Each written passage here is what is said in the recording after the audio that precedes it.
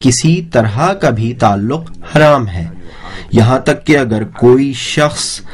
لوگوں کے سامنے ان سے فتویٰ معلوم کرتا تو آپ یہی فرماتے تھے کہ اس پارٹی کے ساتھ کسی طرح کا بھی تعلق حرام ہے، کیونکہ یہ پارٹی علل اعلان دین کے ساتھ برسر پیکار ہے، لہٰذا ہم پر واجب ہے کہ ہم حرمت کا فتویٰ دیں، اس لیے کہ اس پارٹی کی محض رکنیت بھی بہت خطرناک نتائج تک پہنچاتی ہے، کیونکہ اس سے اس پارٹی کو تقویت ملتی ہے اور دین اور شاعر اسلام کے ساتھ واضح اور اعلانیہ جنگ جیسے کاموں میں اس کی تائید ہوتی ہے، لہذا سید صدر نے حرمت کا فتویٰ صادر کیا۔ حزب الدعویٰ ایک ایسا ذریعہ تھا کہ جس کے بل بوتے پر سید صدر عراق کی باطل حکومت کی جڑوں کو کھوکھلا کرنا چاہتے تھے، لیکن بعض وجوہات کی وجہ سے آپ نے اپنے آپ کو حزب الدعویٰ سے الگ کر رکھا تھا، اور آپ حزب الدعویٰ اور حوزہ کو الگ الگ دائرۂ کار میں رکھنا چاہتے تھے، لیکن اب وقت آ گیا تھا کہ آپ اپنے سابق آراء سے صرف نظر کرتے ہوئے تمام قوتوں کو میدان عمل میں لے آتے۔ شہید صدر ایک رات میرے پاس آئے اور فرمایا کہ آج رات میں آپ کے پاس رہنا چاہتا ہوں۔ اس رات ہم تقریباً فجر تک گفتگو کرتے رہے، اور شہید صدر نے 1974 میں یہ فتویٰ صادر فرمایا تھا کہ حوزہ علمیہ کے طلاب کے لیے جائز نہیں ہے کہ وہ کسی حزب اسلامی کے ساتھ اپنے آپ کو منسوب کریں، اور مجھ سے اس موضوع پر بات کی اور فرمایا کہ میں نے یہ حکم واپس لے لیا ہے۔ حوزہ اور حزب الدعویٰ کے درمیان جدائی کے حکم کو واپس لینے کے بعد حزب الدعویٰ کے اراکین کی رائے جاننا بھی ضروری تھا۔ کیا وہ بھی اس بات کی موافقت کرتے ہیں؟ شہید صدر نے حزب الدعویٰ کو نہیں چھوڑا، بلکہ بعض مراحل میں انہوں نے مصلحت جانی کہ وہ حزب الدعویٰ میں کوئی براہ راست فعال کردار ادا نہ کریں، جیسا کہ حزب الدعویٰ کا وہ نمائندہ جو شہید صدر کے ساتھ ملاقاتیں کیا کرتا تھا، اس کا کہنا ہے کہ بعض مسائل پر اختلاف رائے کی وجہ سے مجھے شہید صدر سے ملاقات کرنی پڑی۔ اس ملاقات میں شہید صدر فرمانے لگے کہ اختلاف رائے کی صورت میں مجھے حق ہے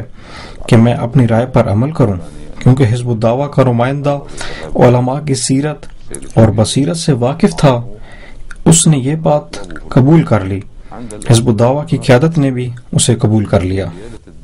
مئی سن 1970 کو سید صدر نے مسجد شیخ توسی میں تفسیر موضوعی کے عنوان سے دروس شروع کیے،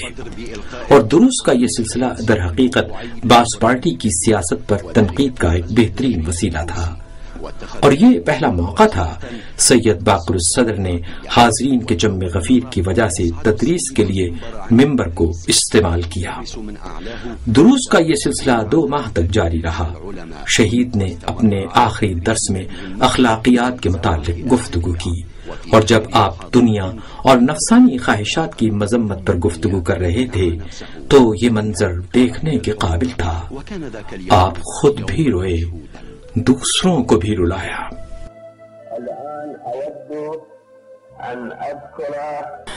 اب میں آپ کے سامنے ایک عملی راستہ پیش کرتا ہوں،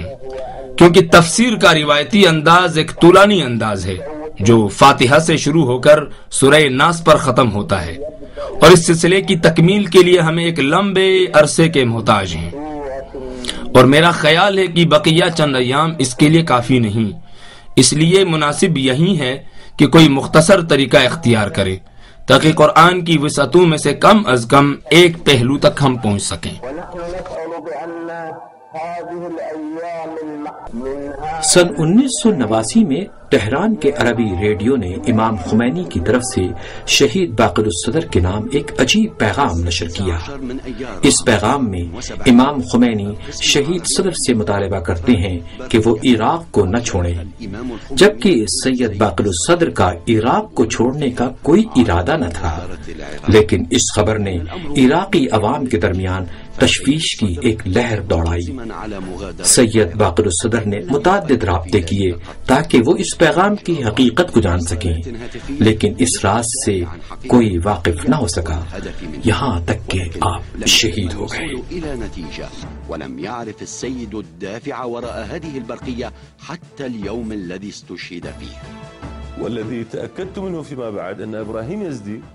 كان على علاقة مع بعض العاملين. جس بات کا مجھے یقین ہے وہ یہ ہے کہ ابراہیم یزدی کا تہران عربی ریڈیو کے بعض کارکنوں کے ساتھ رابطہ تھا، اور کہا جاتا ہے کہ اس سلسلے میں ابراہیم یزدی نے امام خمینی سے بھی بات چیت کی تھی، لیکن مجھے اس خبر کے صحیح ہونے پر شک ہے۔ بہرحال اس خبر کے پیچھے ابراہیم یزدی کا ہاتھ تھا۔ كان إبراهيم يزدي وزير الخارجية الإيرانية في ذلك الوقت على علاقة مع رئيس ابراہیم یزدی اس وقت ایران کے وزیر خارجہ تھے اور ان کے ذرائع ابلاغ کے وزیر صادق قطب زادہ کے ساتھ بھی گہرے تعلقات تھے، جس کو بعد میں امام خمینی کے قتل کی سازش کی وجہ سے پھانسی دی گئی۔ لیکن کس چیز نے صادق قطب زادہ کو ایسا کرنے پر آمادہ کیا کہ وہ امام خمینی کو یہ غلط اطلاع دیں کہ سید صدر عراق چھوڑنا چاہتے ہیں؟ اس بات کا کسی کو علم نہیں ہے۔ جس وقت عراقی عوام نے سنا کہ امام خمینی نے سید صدر کو پیغام بھیجا ہے کہ وہ عراق اور نجف کو نہ چھوڑیں، یہ بات لوگوں پر گراں گزری، کیونکہ عراقی قوم نے سوچا کہ سید صدر عراق سے ہجرت کرنا چاہتے ہیں۔ انہوں نے خود کو بے آسرا محسوس کیا۔ یہ ایک ایسی خبر تھی کہ جس نے عراقی قوم کے قلوب کو جھنجھوڑ دیا، لہٰذا عراق کے ہر جانب سے لوگ ریلیوں کی شکل میں نجف کی طرف بڑھنے لگے اور سید صدر سے مطالبہ کیا کہ وہ عراق نہ چھوڑیں، اور اس دن قوم نے شہید کے ساتھ تجدید عہد کی۔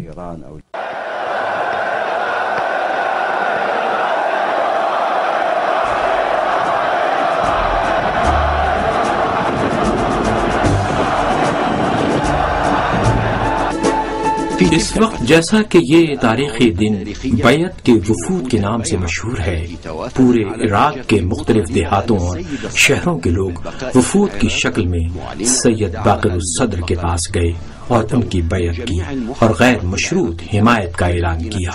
اور ان سے عراق نہ چھوڑنے کا مطالبہ کیا۔ لوگوں کا ٹھاٹے مارتا ہوا یہ سیلاب عراق کے تمام اطراف مثلا صدر سٹی، کربلا، العمارہ، الدیالہ، رفاعی، ذیقار، جدیدیہ، حی السلام، نعمانیہ، البیعہ، الکاظمیہ، الکوت، العزیزیہ، البصرہ، الناصریہ، الکرکوک اور سلیمانیہ وغیرہ سے جمع ہوا تھا۔ اس مظاہرے میں عراق کے مختلف علاقوں سے آنے والے لوگوں نے شرکت کی۔ ہر علاقے کے علماء ان مظاہروں کی قیادت کر رہے تھے اور حکومت کے لیے یہ بات قابل تحمل نہ تھی، پس حکومت نے مختلف علاقوں میں علماء کی گرفتاریاں شروع کر دیں، خاص کر کہ وہ علماء جو اپنے علاقوں میں مشہور اور معروف تھے، جیسے سورا سٹی سے شہید قاسم الموقع، اسی طرح بغداد سے شہید قاسم شبیر جن کی عمر 80 سال سے زیادہ تھی، اور اسی طرح عراق کے مختلف علاقوں سے متعدد علماء کو گرفتار کیا گیا۔ عراق کی باس پارٹی نے وسیع پیمانے پر گرفتاریاں شروع کی اور بالخصوص یونیورسٹی کے طالب علموں کو اس بہانے سے کہ یہ حزب الدعوے میں شریک ہیں اور حزب الدعوے کے تمام اراکین کو پھانسی کا حکم صادر کیا گیا، گرفتاریاں کرنا شروع کر دی گئیں۔ در حقیقت یہ سب کچھ آیت اللہ سید باقر الصدر کی گرفتاری کے لیے زمین ہموار کرنا تھی۔ کچھ دیر بعد ایمرجنسی نافذ کی گئی اور اس کے بعد فوج حرکت میں آ گئی، جس نے وہ کچھ کیا جس کی مثال تاریخ میں کم ہی ملتی ہے۔ 17 رجب کو عراقی امن پولیس تفتیش کے بہانے سید باقر الصدر کے گھر میں داخل ہوتی ہے۔ سید صدر نے حکومت کی طرف سے کیے گئے تمام مطالبات میں سے کسی ایک کو بھی ماننے سے انکار کر دیا۔ انقلاب اسلامی ایران کی حمایت سے دستبرداری، حزب الدعوہ کے ساتھ قطع تعلق اور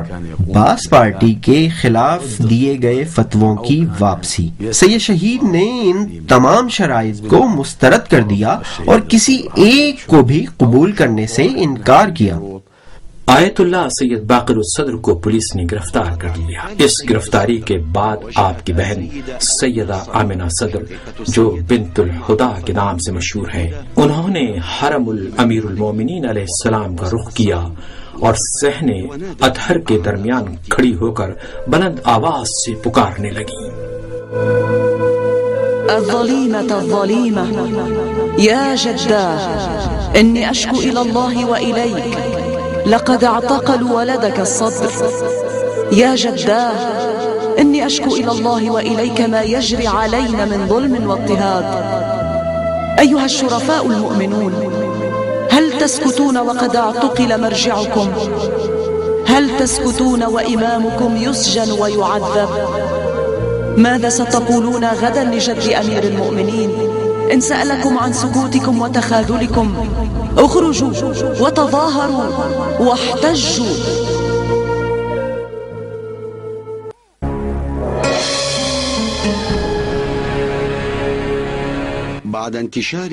سید باقر الصدر کی گرفتاری کی خبر پھیلنے کے بعد سید عبد العزیز الحکیم، سید علی اکبر حیری اور سید صدر الدین قبنچی کا اجتماع ہوا اور یہ فیصلہ کیا گیا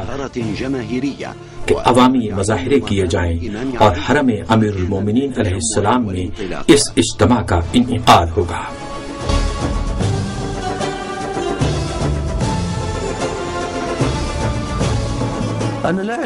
میں مکمل طور پر نہیں جانتا کہ اس وقت مظاہرین کی تعداد کتنی تھی،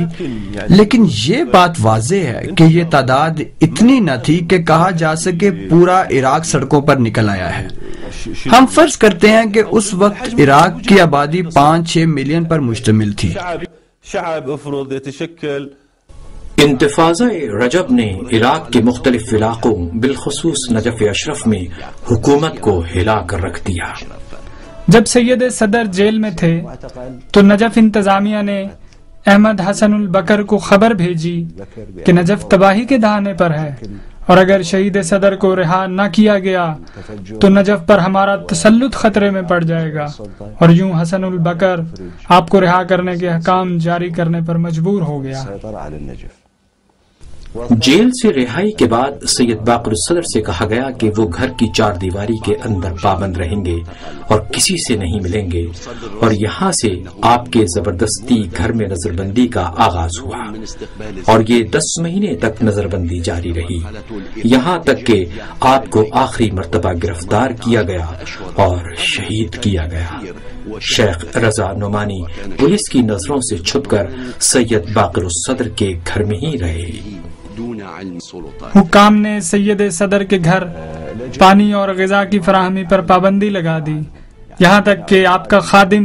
خورد و نوش کی بنیادی اشیاء لانے سے بھی قاصر تھا، اور یوں سید کے گھر میں کھانے پینے کے لیے کچھ نہ رہا، اور بعض لوگوں کا تعاون نہ ہوتا جو خفیہ طور پر کھانے پینے کی چیزیں بھیج دیتے تھے